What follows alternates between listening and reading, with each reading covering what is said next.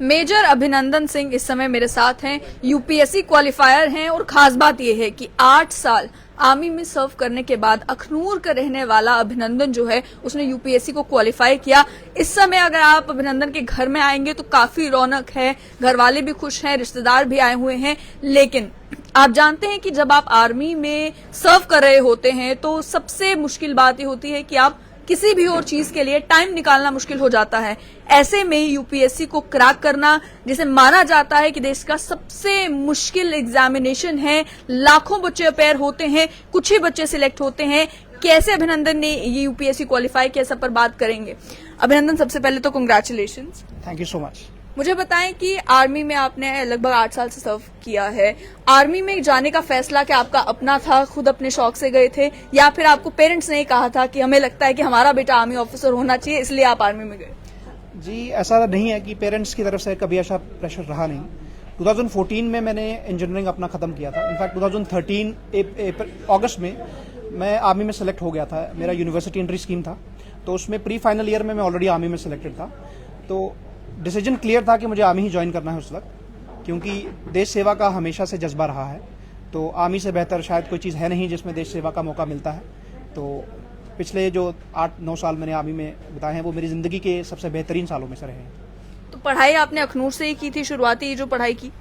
जी, मेरा इनिशियल जो स्कूलिंग हुआ है वो यहीं अखनूर से Saint Francis higher secondary school से हुआ है। LKG क्लास से 12th क्लास तक मैं वहीं था, और उसके बाद मैंने अपना जो इंजीनियरिंग है वह गवर्नमेंट कॉलेज इंजीनियरिंग जो कि जम्मू का है वहाँ से ख़त्म किया मैंने। तो इंजीनियरिंग पढ़ने के बाद ऐसा क्यों नहीं लगा कि इंजीनियरिंग फील्ड में कंटिन्यू करना चाहिए? जी, ये एक्चुअली शायद एक मिथ है। इवन आर्मी में जाने के बाद मैंने अपना इंजीनियरिंग का जितना काम किया है, मैं एक्चुअली कोर ऑफ सिग्नल्स में कमीशन हुआ था। तो आर्मी में जाने के बाद मैंने इंजीनियरिंग का जितना मैंने जो पढ़ा था मैंने 4 साल में, उसका जितना एप्लीकेशन मैं आर्मी में जाके कर पाया वो शायद मैं बाहर सिविल में नहीं कर पाता। तो ये एक मिथ है कि आर्मी में जाके टेक्निकल काम नहीं होता है। जो इंजीनियरिंग में हम पढ़ते हैं वो मैंने बिल्कुल पूरी तरह से यूटिलाइज कर पाया हूँ आर्मी में। फिर आर्मी में 8 साल बिताने के बाद यूपीएससी करने का फैसला किस तरीके से लिया? क्या कुछ फैक्टर्स थे जो रिस्पॉन्सिबल थे इस फैसले के पीछे? और उसके साथ ही में आर्मी में सर्व करते करते समय कैसे निकाला आपने, क्योंकि आप जानते हैं कि यूपीएससी काफी मुश्किल एग्जामिनेशन है, काफी समय देना पड़ता है उसकी पढ़ाई के लिए, तो वो समय कैसे निकाला? जी, सबसे पहले तो सबसे बड़ा रीज़न जो मुझे लगता है मेरी इंजरी था। 2017 में एक ट्रेनिंग इवेंट में मुझे इंजरी हो गया था। तो over a period of time वो इंजरी थोड़ा ख़राब हो गया, तो जिसके कारण मैंने ये कॉन्शियसली डिसीजन लिया कि क्योंकि आर्मी में मैं शायद उस तरीके से अच्छे तरीके से सर्व नहीं कर पाता अपने देश को जो मैं जिस तरीके से सोचता हूँ, तो इसलिए मैंने कॉन्शियस डिसीजन लिया कि मुझे शायद सिविल सर्विसेज के लिए तैयार करना चाहिए। तो उसके बाद जब एक बार डिसीजन ले लिया तो फिर डाउट नहीं था कोई भी। तो 2020 के आसपास मुझे 19 के आसपास तैयारी मैंने शुरू कर दिया था अपने लेवल पे। तो क्योंकि जैसा आप बोल रहे हैं कि टाइम नहीं मिलता है, तो इसलिए it took a long time. तो 2019 से 2023 was this your first attempt या इससे पहले भी कुछ अटेम्प्ट्स दे सकते? It was my second attempt. अच्छा। Earlier last attempt I could not qualify the prelims, so this was the second attempt. जिस time you could not qualify prelims, उस टाइम पे माइंड में क्या कुछ चल रहा था? Because you had been preparing, और फिर पहला झटका यही लगता है कि अच्छा एक बार में नहीं हुआ। ये तो होता है माइंड में कि दोबारा प्रिपेयर करेंगे, लेकिन जाहिर सी बात है एक बड़ा decision you are taking to shift professions army से अब यूपीएससी में, तो क्या कुछ माइंड में चला जिस टाइम प्रीलिम्स क्लियर नहीं हुआ? वो 2 मिनट का धक्का लगता है, बट उसके बाद आई थिंक आर्मी आपको इतना ट्रेन कर देती है कि कोई चीज़ बड़ी नहीं है उस हिसाब से, मेहनत के हिसाब से भी, और ऐसी कोई चीज़ नहीं है जो आपको बियॉन्ड कॉम्प्रिहेंशन परेशान कर सके। तो जब नहीं हुआ तो था कि, और माइन्यूटली नहीं हुआ। अगर मैं आपको मार्क्स बता दूं तो लास्ट ईयर का जो प्रीलिम्स था उसमें जीएस मेरा क्वालिफाइड था, तो उसमें 0.8 मार्क्स से मेरा CSAT क्वालिफाई नहीं हो पाया था। तो that way I was sure कि अभी नहीं हुआ तो नेक्स्ट टाइम हो ही जाएगा। तो दैट इज द रीजन कि आई कंटिन्यूड, एंड परसिवियरेंस तो करना ही पड़ता है इस एग्जाम में, वो रिक्वायरमेंट है। तो आई थिंक उसमें कोई डाउट होना भी नहीं चाहिए, और जब तक वो करे नहीं हम तो शायद ये क्लियर होता भी नहीं है। बहुत सारे स्टूडेंट्स हैं जो सालों साल प्रिपेयर करते हैं और साल में उनका 24 घंटे अगर हैं तो 14-15 घंटे वो केवल पढ़ाई को देते हैं, केवल इसलिए ताकि वो यूपीएससी क्वालिफाई कर पाएं। लेकिन आप उस समय आर्मी में सर्व कर रहे थे, तो टाइम का, जैसे मैंने कहा कि क्या शेड्यूल रहता था, किस तरीके से आप टाइम निकाल पाते थे पढ़ाई के लिए while also performing your duties? मेरा टाइम का अगर आप पूछे तो only thing that I ensure कि I am not wasting any time. जब ऑफिस है, ऑफिस का रिक्वायरमेंट है, जो फौज का रिक्वायरमेंट है वो मुझे पूरा करना था, वो मैं टाइम पे पूरा करता था। बियॉन्ड दैट मेरी इंजरी ने थोड़ा मुझे इस तरीके से हेल्प किया कि मुझे जो फटीग परेड वगैरह होती थी उसमें मुझे जाने के लिए जरूरत नहीं थी, क्योंकि मुझे इंजरी था। तो उस तरीके से थोड़ा एक्स्ट्रा टाइम मुझे मिल जाता था, बट अदरवाइज मेन जो फोकस था वो यही था कि 1 मिनट भी वेस्ट नहीं करना है। इनफैक्ट लास्ट के 3 साल में अगर मैं आपको बताऊं तो मैं छुट्टी भी जब आया हूं, छुट्टी बहुत लिमिटेड आया हूं, छुट्टी में रहा हूं तो अपने स्टेशन में रह के मैंने अपनी पढ़ाई करी है। यहाँ आया भी हूं तो एग्जाम देने के लिए आया हूँ। स्टेट का मैंने प्रैक्टिस के लिए एग्जाम दिए हैं, स्टेट सिविल सर्विसेज का, केएस का भी दिया था मैंने। तो वो जस्ट टू इंश्योर कि जब मैं छुट्टी आया हूँ प्रैक्टिस कर रहा हूँ, तो दैट वे मैंने कोशिश करी कि टाइम पूरा बचा रहे, सो दैट जो मेरा टारगेट है मैं उसको अचीव कर पाऊँ। और सेल्फ स्टडी की है कंप्लीटली, किसी की मदद, क्या कोई गाइड आपका जिसने या पहले जिन्होंने यूपीएससी क्वालिफाई किया हो? अक्सर जो है एस्पिरेंट्स मदद लेते हैं जो प्रीवियस क्वालिफायर्स होते हैं, ताकि वो गाइड कर सके कि किस तरीके से पढ़ाई करनी है, किन चीजों का ध्यान देना है, एग्जाम में अपेयर होना है तो क्या कुछ करना है। क्या आपके मामले में कोई गाइड रहा था या सब कुछ आपने खुद किया? ये सबसे पहली बात है, मेरे brother also he is been preparing, उन्होंने पहले तैयारी करी है, तो he was the biggest inspiration behind this. Other than that I think आज की जो सोशल मीडिया का जमाना है उसमें टेक्नोलॉजी और इंटरनेट की वजह से आपको सब कुछ इजीली एक्सेसिबल, आपको at the comfort of your room आपको सब कुछ अवेलेबल है। तो आपको मतलब थोड़ा इंटेलिजेंट होना पड़ेगा कि किसी भी चीज़ को ब्लाइंडली फॉलो नहीं करना है, बट आप एक बार सिलेक्टिवली आपने देख लिया कि किस चीज़ की रिक्वायरमेंट है, कौन आपको सही गाइडेंस दे पा रहा है, तो यू शुड बी गुड। 4 साल की मेहनत रंग लाई है, नाउ यू क्वालिफाइड यूपीएससी, तो क्या महसूस हो रहा है? क्या खुश हैं आप? अपने रैंक से खुश हैं आप, या अभी भी माइंड में है कि I can do better, I will appear again? Of course, I will appear again, that is for sure. But if you ask me, though, I am happy. Not out of the world, but yes, I am happy. And given the love that I've got from people of Aknoor, from my relatives, from people of Jammu and Kashmir, and even my own fraternity, army mein officers have been calling me for last 3-4 days. So it feels really good. But having said that, I am totally grounded, totally focused on what is to be done, and the aim is to serve the country किसी भी तरीके से। तो if that aim is met, I think that is what gives me happiness and that is the ultimate aim. आपके पिताजी क्या काम करते हैं? मेरे पिताजी अध्यापक रहे हैं, तो लास्ट ईयर ही उनका रिटायरमेंट हुआ है। वो इकोनॉमिक्स में लेक्चरर थे, तो गवर्नमेंट हायर सेकेंडरी स्कूल जोड़ियां से लास्ट ईयर उनका रिटायरमेंट हुआ है। तो मदर भी अगर बात करें तो मदर भी टीचर हैं, दोनों टीचर्स हैं। तो मदर राइट नाउ हेडमास्टर हैं ढोक खालसा स्कूल में।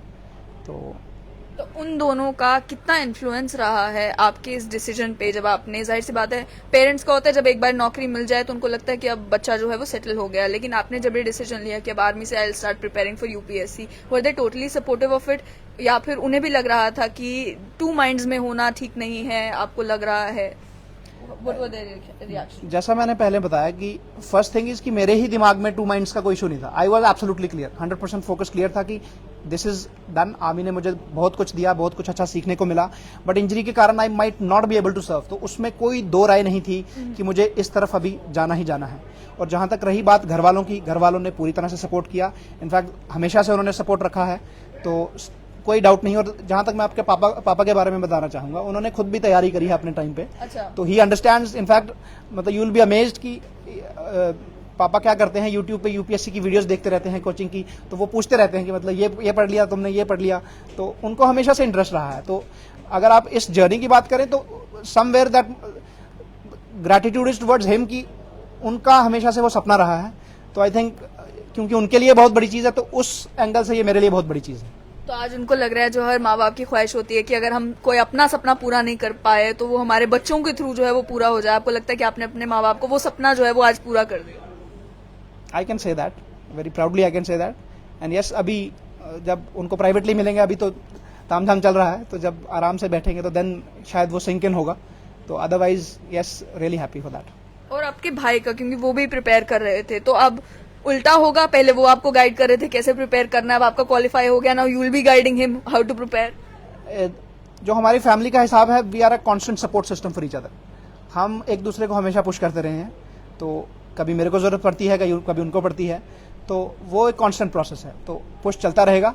एम है, इट्स नॉट जस्ट कि हमारी immediate family, in fact you will ask my cousins और anybody I know, it is our habit, it is our passion that people continue to do good, because youngsters have that power कि देश को बदलने का उनमें वो जज्बा है, वो पावर है।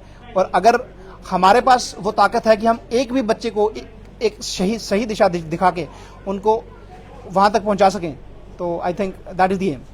इस बार जम्मू कश्मीर से जब यूपीएससी की लिस्ट देखते हैं तो लगभग 16-17 ऐसे लोग हैं जो एस्पिरेंट्स हैं जिन्होंने यूपीएससी क्वालिफाई किया, हो सकता है उससे भी ज्यादा हो, उतने आइडेंटिफाई हो पाए हैं। तो कैसे देखते हैं कि ये जो चेंज आ रहा है एक माइंडसेट में? पहले अगर जम्मू कश्मीर में देखा जाता था सरकारी नौकरी was a concept, but UPSC के लिए बहुत कम लोग कोशिश करते थे, उन्हें लगता था कि कहाँ ही जम्मू कश्मीर का कोई युवक जो है वो यूपीएससी क्वालिफाई कर पाएगा। लेकिन पिछले 7-8 साल से देखने को मिला इस ट्रेंड में काफी चेंजेस आ रहे हैं। किन चीजों को आप रिस्पॉन्सिबल ठहराते हैं इस माइंडसेट में चेंज के लिए, और दूसरा कि बहुत सारे एस्पिरेंट्स ऐसे होंगे जो अब आपकी कहानी सुनने के बाद आपके साथ इन टच आना चाहेंगे, गाइडेंस चाहेंगे कि आप हमें बताएं कि कैसे क्वालिफाई करना है, तो उन सब के लिए क्या कहना चाहेंगे? सबसे पहले तो आपके माध्यम से मैं जम्मू कश्मीर के जिन बच्चों ने क्वालिफाई किया है, आपके माध्यम से उनको सबको, उनके परिवार को और ब्रॉडर जम्मू एंड कश्मीर की कम्युनिटी को कॉन्ग्रेचुलेट करना चाहूँगा। और दूसरी बात जो आपने कही कि रुझान की पिछले 10 साल में बदला है, तो उसका बहुत श्रेय आई थिंक इंटरनेट को ही जाता है। अवेयरनेस बढ़ रहा है। हमारे प्रीवियस 10 ईयर्स में काफ़ी लोग हुए हैं JNK में जिन्होंने बहुत अच्छा रैंक भी मारा है, starting from Shah Faesal back in 2010। तो वहाँ से वो अवेयरनेस आता है। तो it is just like a wild fire, एक बार आग लगती है तो फैलती जाती है। तो I think that is the reason कि मोर अवेयरनेस आ रही है। जैसे आपने कहा कि आज से 10 साल पहले शायद 1-2 बच्चे होते थे, तो पिछले आप 7-8 साल से देखिए तो हर लगातार 10-15 बच्चे हर साल निकाल रहे हैं। तो आई थिंक उसका क्रेडिट एक तो सोशल मीडिया को जाता है, और दूसरा ऑब्वियसली जिन बच्चों ने पहले निकाला है तो उन्होंने एक लेगेसी छोड़ दी। उन्होंने बता दिया है कि जम्मू कश्मीर के बच्चों में भी वो बात है, वो भी कर सकते हैं। तो जस्ट एक शायद पहले कॉन्फिडेंस की कमी थी और अवेयरनेस की कमी थी, अभी कॉन्फिडेंस भी आ गया कि हम कर सकते हैं, और दूसरा सोशल मीडिया से अवेयरनेस भी आ गया।